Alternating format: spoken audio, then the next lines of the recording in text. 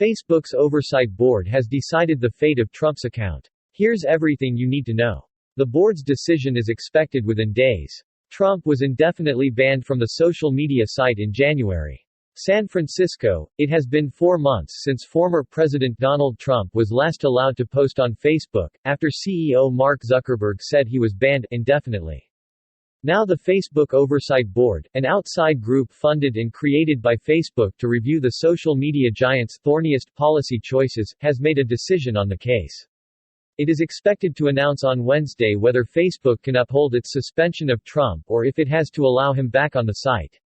The board will announce its decision on this case, its most significant by far, at approximately 9 a.m. Wednesday.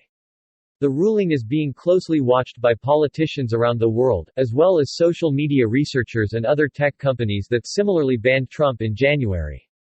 Facebook was the first major social media platform to suspend Trump indefinitely in the wake of the January 6 attack on the Capitol, and its decision was met with praise by many critics who believed the company had let him dodge its normal rules and policies.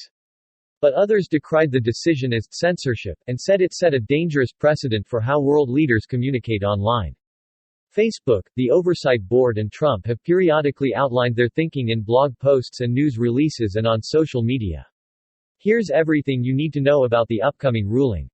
What is the Facebook Oversight Board? The Facebook Oversight Board is a group created by Facebook to which users can appeal important company decisions. Though it is funded by a $130 million trust created by Facebook, the board says it is an independent and neutral third party. Its goal is to review moderation decisions made by the company and decide whether they were made in accordance with its stated values. First proposed in a 2018 blog post by Zuckerberg, the Oversight Board is the company's attempt to have an outside authority handle difficult decisions. It formally started deliberating in October 2020 and has also been called Facebook's Supreme Court, though it has no government affiliation or legal standing. The board is currently made of 20 people from around the world who are experts in thing. The original goal was to have 40 members total, and more will continue to be added.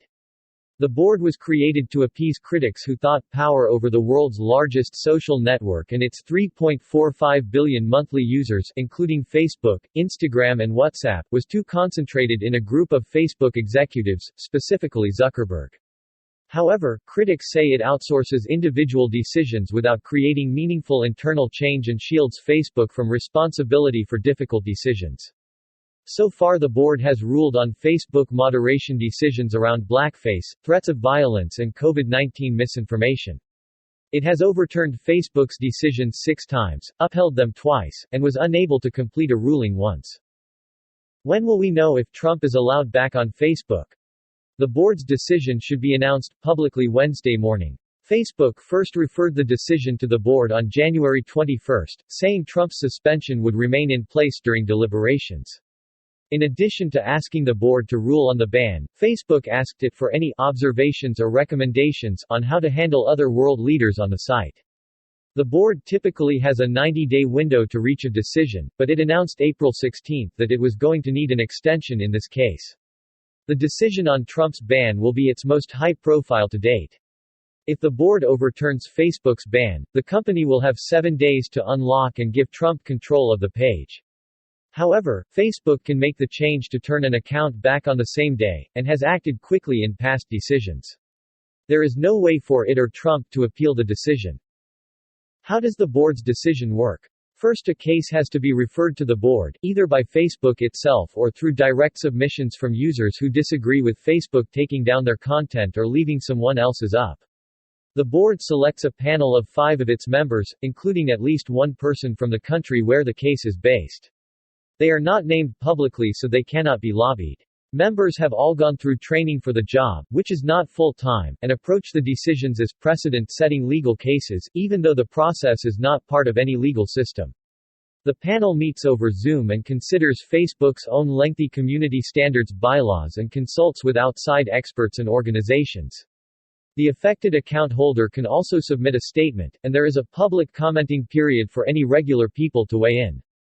The Trump case received more than 9,000 public comments, almost as many as all the board's past cases combined. The panel tries to reach a unanimous decision, but technically it needs only a simple majority. It then takes its decision and presents it to the full board, which can overrule the finding if a majority of board members disagree with it. In the Trump ruling, the board's decision will have two parts. First, it will say yes, Facebook can continue to ban Trump, or no, it has to let him back on. Its decision on whether to uphold Facebook's ban is binding, according to the board's bylaws. The board also goes further than that simple ruling and makes broader policy suggestions to Facebook. Those suggestions, which can include things like asking the company to add policies around issues like hate speech or bullying, or whether world leaders get different treatment, are not binding, and the company does not have to follow them or take them into consideration. However, Facebook has so far been open to the suggestions. In its first ruling, the Oversight Board made 17 recommendations and Facebook said it was committed to action on 11 of them. The board will post a written version of the decision to its website that will include a detailed explanation of what it considered and how it reached its conclusion, as well as the public comments. If Trump is allowed back on Facebook, he could still run afoul of its policies and be removed again over future posts, as the decision does not exempt him from Facebook's rules. If Facebook adopts any guidance from the board on how to handle political figures, that could help guide future decisions about his posts and account. The former president issued a press release Monday morning repeating his baseless claim that the 2020 presidential election was fraudulent. He referred to the election as the big lie. How did we get to this point? Tension had been building between Trump and Facebook for nearly 6 years before the company indefinitely suspended him after the January 6 attack on the Capitol.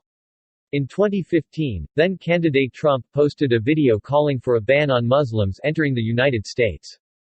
In a controversial decision, Facebook declined to remove it. Instead, that internal decision eventually led to the company's newsworthiness policy, which created an exception for some posts that violated guidelines to nevertheless remain online because they carried public interest value. Facebook's policies were constantly tested throughout 2020, when Trump posted misleading information about the coronavirus and bombastic statements about protests taking place across the country.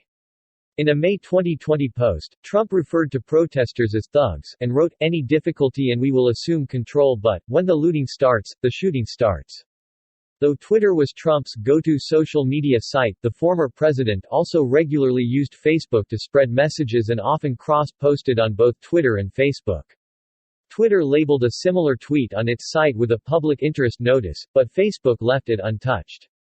Employees and advocates called for Facebook to take harsher action and in June, Zuckerberg announced the company would label posts that violated hate speech and other policies, even from politicians. And it would also remove posts that attempted to incite violence or suppress voting, with no newsworthiness exception.